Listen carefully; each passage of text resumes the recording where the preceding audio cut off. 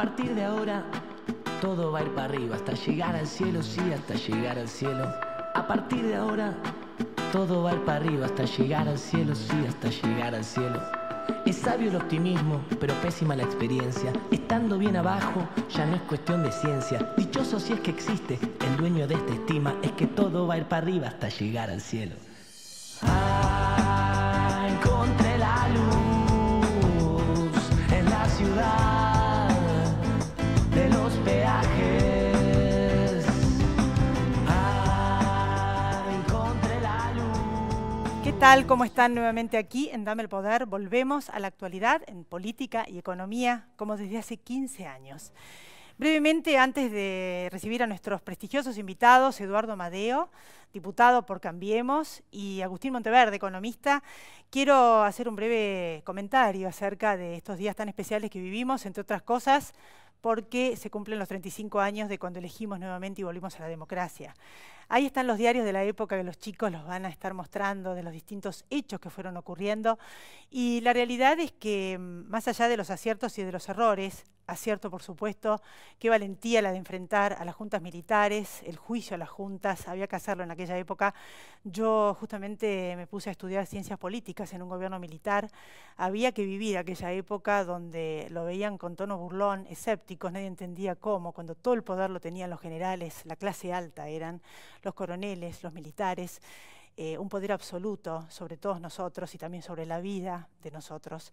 Y recuperamos, yo estudiaba ciencias políticas porque yo quería la democracia, quería la libertad. Y con Alfonsín lo recuperamos, la libertad fundamentalmente, el más preciado de los valores, de los derechos del hombre. Y más allá de los aciertos y de los errores, lo cierto es que los males de la democracia, muchos de los cuales vemos en estos diarios, porque hubo hiperinflación, con los sucesivos gobiernos y presidentes también aciertos errores, los males de la democracia se curan con más democracia. Y cuando esto no ocurre, cuando no ocurre lo que prometió Alfonsín, que con la democracia se cura, se educa y se come, como en países, en nuestro caso, no está ocurriendo en el total absoluto sentido de la palabra, y en Brasil surgen emergentes como Bolsonaro.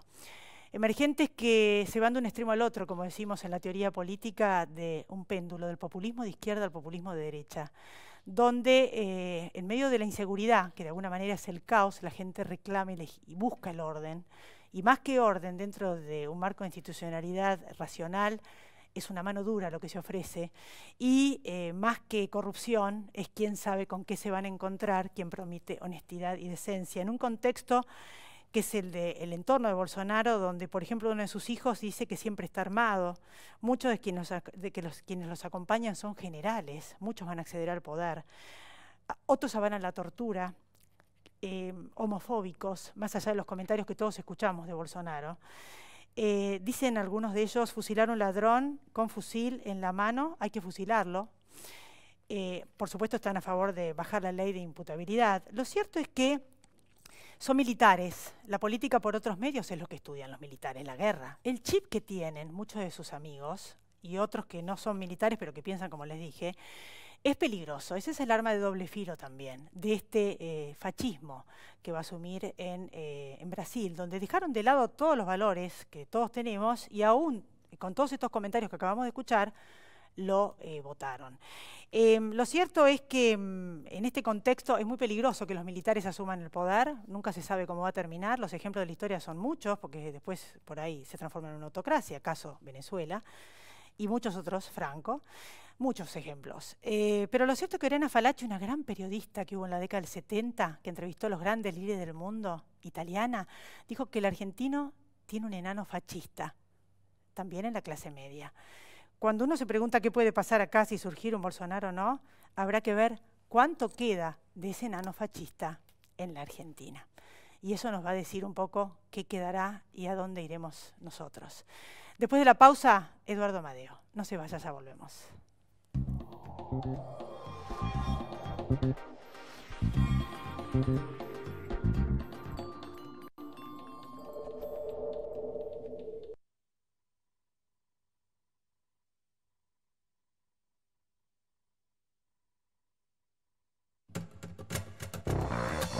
Más de 13.000 policías en calle. Seguimos avanzando hacia una ciudad más segura. Buenos Aires Ciudad. Vamos, Buenos Aires. Sí al 99% de cloacas. Sí al 100% de agua potable. Y sí a tener uno de los índices más bajos de mortalidad infantil de América Latina. Provincia Seguros te presenta su nueva app. Bájala y tené lo que necesitas a un dedo de distancia. Accede a tus pólizas, a la tarjeta de circulación y Mercosur, siniestros, denuncia y seguimiento online, asistencia al vehículo. Planificás y manejás tu tiempo porque sabés al instante dónde está el auxilio y mucho más. Todo lo que necesitas a un dedo de distancia. Nuestro compromiso es con vos. Provincia Seguros, una empresa del Grupo Provincia.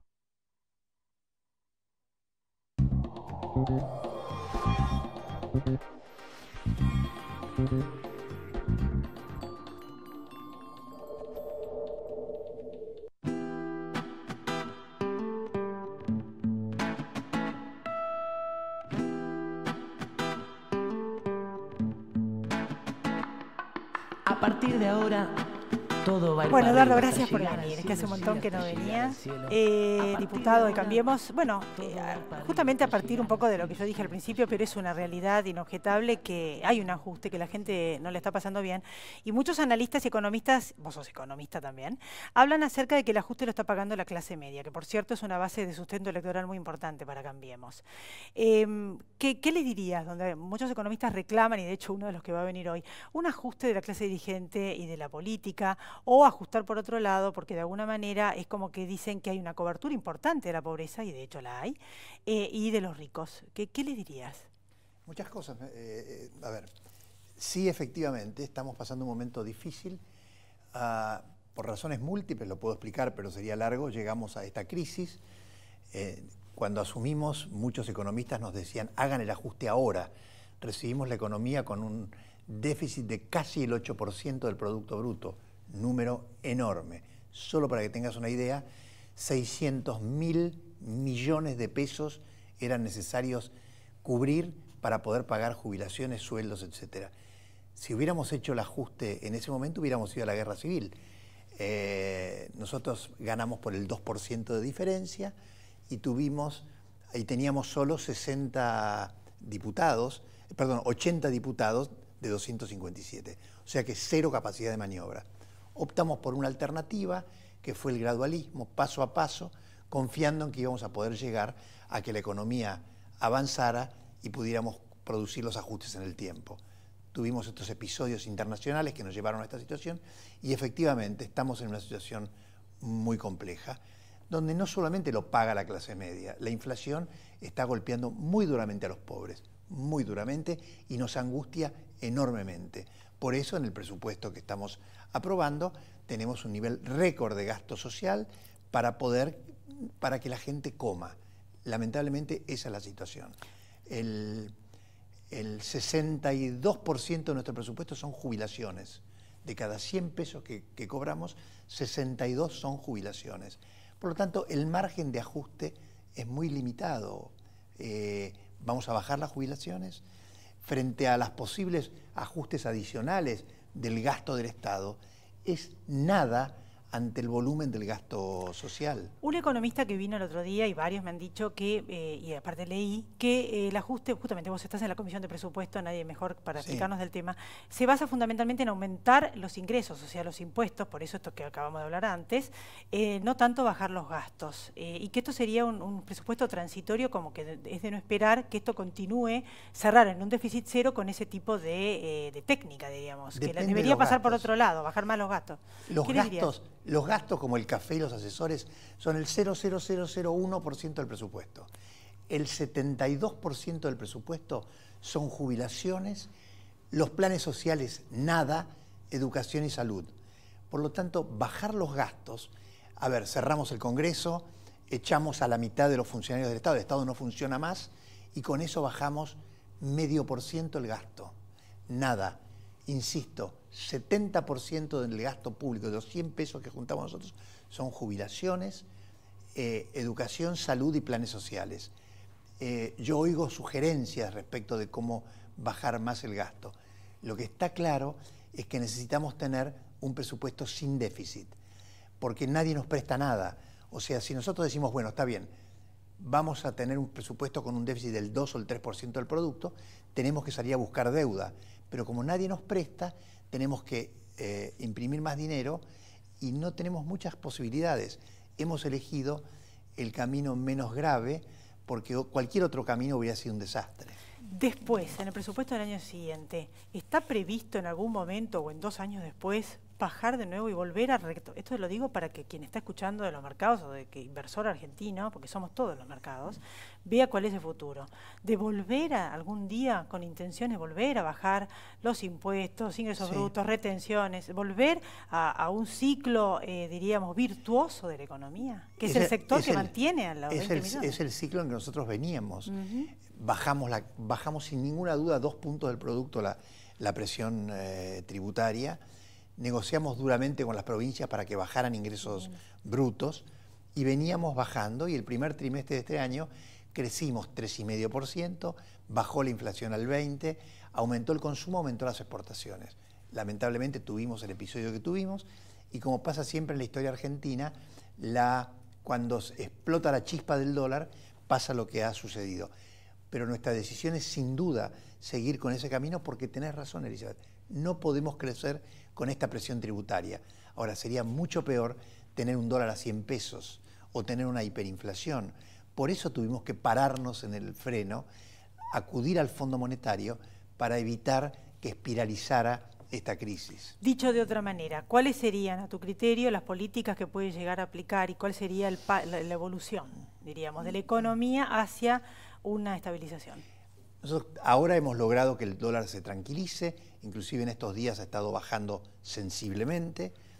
Si esto se mantiene, vamos a la siguiente etapa, que es la baja de las tasas. Si esto se mantiene, tendremos a partir de noviembre una reducción de la inflación, lo vamos a empezar a ver claramente, ya se ve en estas últimas 2 semanas. Entonces, dólar estable, reducción de la inflación, comenzamos a bajar las tasas de interés.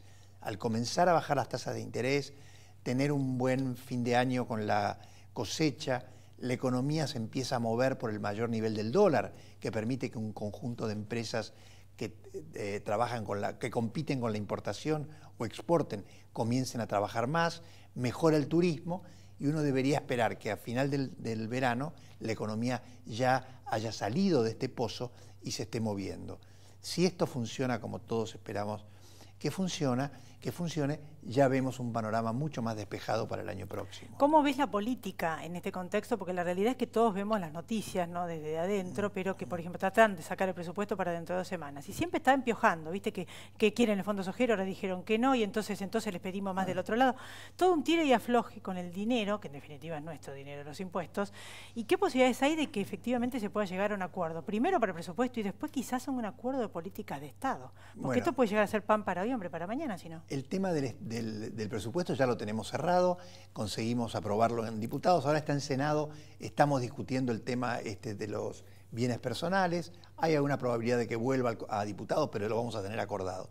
El segundo tema, tenés razón, nosotros quisiéramos que, además del acuerdo de tener un presupuesto con déficit cero, que es el presupuesto que hemos logrado en el Congreso y que es muy importante que los gobernadores acepten un presupuesto con déficit cero, después de eso tenemos que avanzar en la búsqueda de acuerdos, en respetar el presupuesto, en respetar los pactos. Algún candidato por allí ha hablado de reestructurar el acuerdo con el Fondo Monetario. Yo le digo, si vos haces eso cuando asumís, más te vale que te compres una escafandra, porque el mercado no te lo va a perdonar. Por lo tanto, estoy de acuerdo con vos, tenemos que seguir trabajando para encontrar acuerdos estratégicos. Y ya para ir terminando, ¿no? Bueno, 2 preguntas. El tema de la posibilidad de que no haya internas, que es un gasto enorme, y que uno dice, este ajuste, bueno, esa es una cosa que podrían suspender, por ejemplo. Hay muchas cosas. Pero hay una ley que dice que pagar nosotros que son como internas partidarias que se llaman PASO. Pero tenemos una ley. Para sacar las PASO tenemos que, si no violamos la ley, y el intento dura 1 minuto. Eduardo, lo último de tu vida, que todo el mundo me preguntaba, ay, Eduardo tuvo un accidente, que todos sabemos, casi te morís, salvaste milagro y lo contaste, como fue una sucesión de hechos milagrosos. ¿Qué te cambió? Siempre hay un antes y un después de esa situación. Cambió la manera como miro la vida, disfruto mucho más las cosas que me son cercanas, disfruto mucho más la relación con mis hijos, mis nietos, mi mujer, y he bajado la velocidad y todo el tiempo me aparecen pensamientos que tienen que ver con esta... Yo estuve muerto literalmente, o sea, yo caí muerto y me salvó un médico que por suerte estaba a 10 metros de donde yo me morí, con lo cual es cierto que yo tuve un episodio del cual no podría haber salido, y de nada, lo que sí siento es que tengo que, digamos, vivir la vida de otra manera, no porque yo tengo una magnífica vida, tengo una lindísima familia, o sea, soy muy feliz con lo que hago, con mi trabajo en todos los campos, pero la cercanía de la muerte es un pasa no pasa para cualquier persona. Y para mí representó efectivamente el hecho de que disfruto mucho más y espero que me dure, espero que no olvidarme de lo que viví y poder seguir viviendo esta vida nueva que tengo a partir de la resurrección. Claro, pues una sucesión. Estaba el médico y estaba en ambulancia, todo en un lugar lejano. O sea, No, yo estaba estaba en la autopista Santa Fe Rosario. Allí fue donde tuve el episodio con la nafta, que cargando nafta se rompió la manguera y me bañó de nafta. Eso me produjo un paro cardiorrespiratorio. El médico estaba allí a 10 metros míos, me salvó, me hizo reanimación, pero no alcanzaba con eso. Y en el momento que estaban luchando por mi vida, pasó por la autopista una ambulancia. una sucesión de milagros. Y la ambulancia tenía las dos cosas que yo necesitaba para seguir viviendo, que era oxígeno y cortisona. No se puede creer. Acá estoy. Acá estás y con una nueva forma de vida, una nueva manera de vivir la vida. Espero. Bueno, cada tanto uno tiene que acordarse, si es Así cierto, volver al eje. Así es. Gracias, Eduardo, por Gracias, venir. Elisa, muchas gracias. Después de la pausa, Agustín Monteverde y la economía. No se vaya, ya volvemos.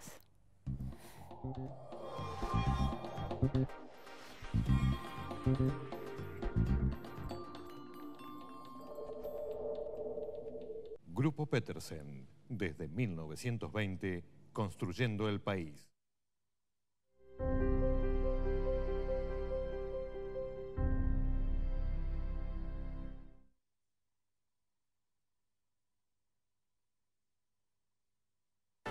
Arriba Cabrales, significa buen café.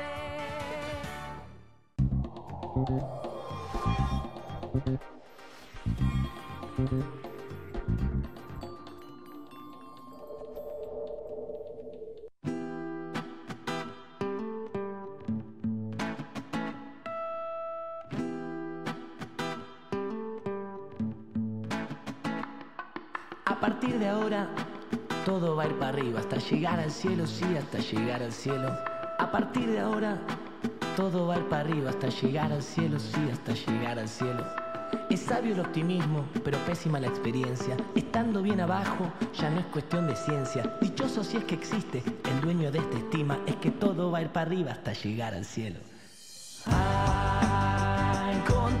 Aquí estamos entonces con Agustín Monteverde, economista, que es uno de nuestros referentes en materia económica. Gracias por venir, como siempre. Un gusto.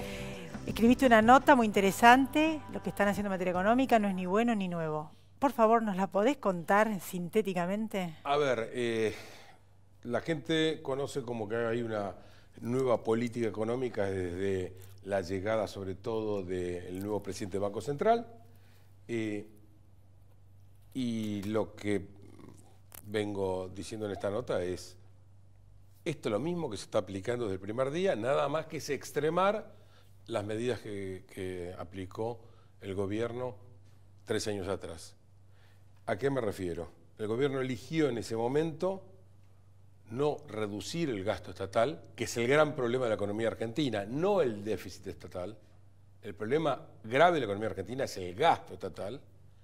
Es preferible tener algún nivel de déficit, pero con un gasto acotado, que tener un gasto exorbitante y un déficit pequeño, porque el gasto estatal tan grande aplasta al sector privado, al sector productivo.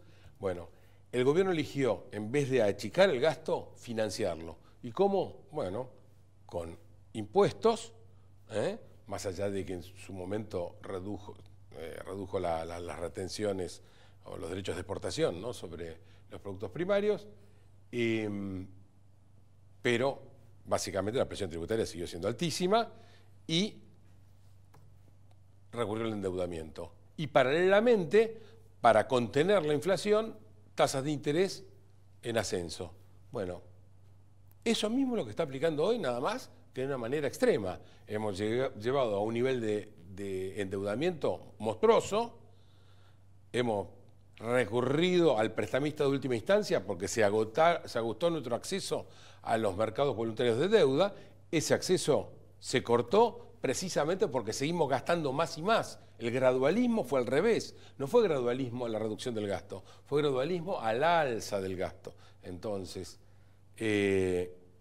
por un lado, más deuda, por otro lado, más presión tributaria que nos garantiza que vamos de vuelta a romper récords históricos. Hoy somos el país con mayor presión tributaria del mundo. No lo dice solamente Agustín Monteverde, lo dice el presidente de la República también. Pero lo que pasa es que el presidente de la República, quiero saber si está en la situación nuestra de plateístas, de acuerdo a la frase famosa de uno de sus funcionarios, o es gobernante. Y si es gobernante no me alcanza con que me comente que la presión tributaria es fabulosa. ¿Y por qué decís que termina mal? O sea, es una... ¿cómo? Bueno, entonces, perdóname. Endeudamiento monstruoso. Presión tributaria por las nubes.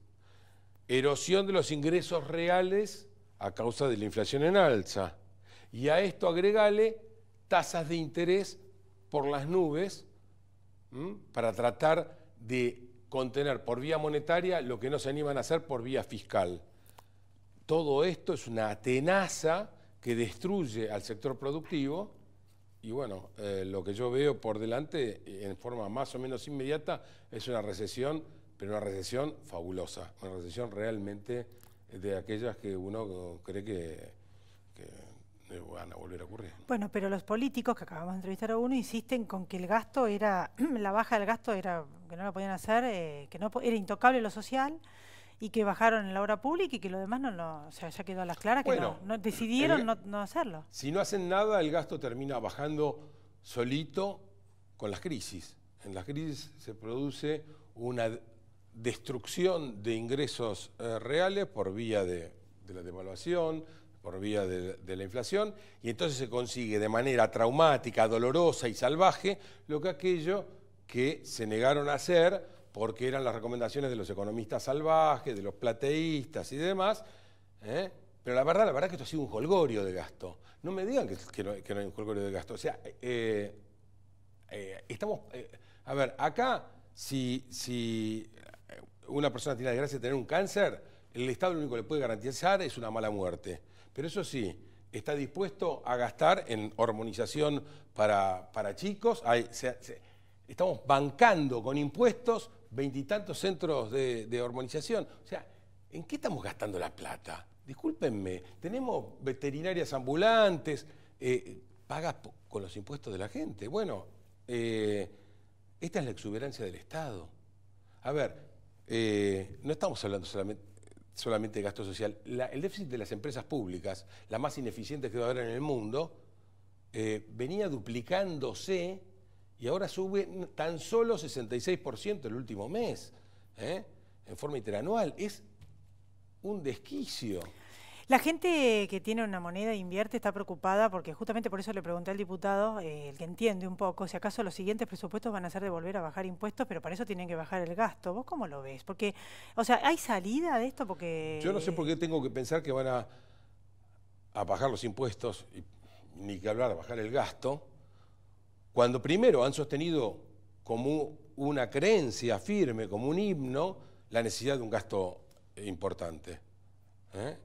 Discusión que ya arrastro con gente, funcionarios de gobierno, desde antes incluso que asumieran, ¿no? Que cuando me decían que iban a crecer y de esa manera iban a achicar la porción del gasto, porque el gasto iba a ser, bueno, ocurre que con un gasto tan alto es imposible crecer, y lo vamos a ver ahora, porque no solamente estamos yendo marcha atrás del poco crecimiento que hemos logrado tener, sino que, como decía, nos está llevando a una recesión económica muy importante, pero muy importante. Entonces, este es el principal riesgo que veo de corto plazo.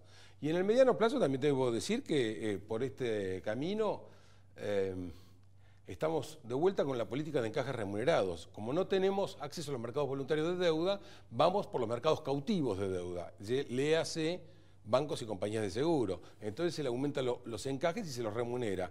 Ese mismo camino lo hicimos en los 80 y terminamos en la hiper que nos dejó el gobierno de Alfonsín. Sí, acabas de mostrar la década del 80. Y acá estaba el cartel, hiperinflación, bueno, pero no creo que terminemos sobre el así. fin de esa década también ocurrió algo que fue el plan Bonex. Bueno, yo lo que les digo es que por este camino de encajes remunerados crecientes y demás, con una bola de deuda cuasificada que va a crecer a una velocidad fabulosa porque la bomba de las LEVAC explotó con tasas que son poco más de un tercio de las actuales. Bueno, el Fondo Monetario Internacional hizo comentarios que para cualquier persona es como que asusta un poco, ¿no? Dudando de la capacidad de la Argentina. Yo creo que el Fondo Monetario empezó a abrir el paraguas. ¿Por qué? Debiera haberlo empezado ¿Cómo tenemos que tomar antes. eso? Por un lado nos presta plata y por otro lado dice esas cosas. Es que creo que el Fondo Monetario es simplemente el instrumento por el cual la presión de los Estados Unidos se vio visibilizada. Es realmente la gran mano que está recibiendo este gobierno es de un gobierno al cual le jugó en contra. Porque hay que recordar que la canciller Malcorra y el propio presidente jugaron para el partido opositor. Me queda un minuto. ¿Cómo ves a Bolsonaro esta nueva política exterior de hacer comentarios de que su prioridad no va a ser el Mercosur, el primer viaje a Chile, luego a Estados Unidos, Israel? O sea, ¿dónde quedamos pintados? Me parece muy lógico, me parece muy bueno para Brasil que lo haga así. Y creo que también puede llegar a ser bueno para la Argentina, porque la verdad es que el Mercosur nunca fue un tratado de libre comercio. En realidad se trató de un acuerdo para restringir el comercio, en donde además se nos colocó un chaleco de fuerza, sobre todo para la Argentina, y ni qué hablar para los países más chicos, de poder negociar en forma unilateral, bilateral, con otros países acuerdos que fueran más beneficiosos. Bueno, gracias Agustín como siempre por venir y esperemos que los pronósticos sean más alentadores. O sea, más allá de tu pronóstica, que la realidad sea más alentadora. Los pronósticos responden a medidas, cambian las medidas económicas y te van a dar otros pronósticos. Bueno, gracias. Nos volvemos a encontrar a todos ustedes. Gracias también por haber estado ahí la próxima semana aquí en Dame el Poder. Chau, traten de pasarla bien.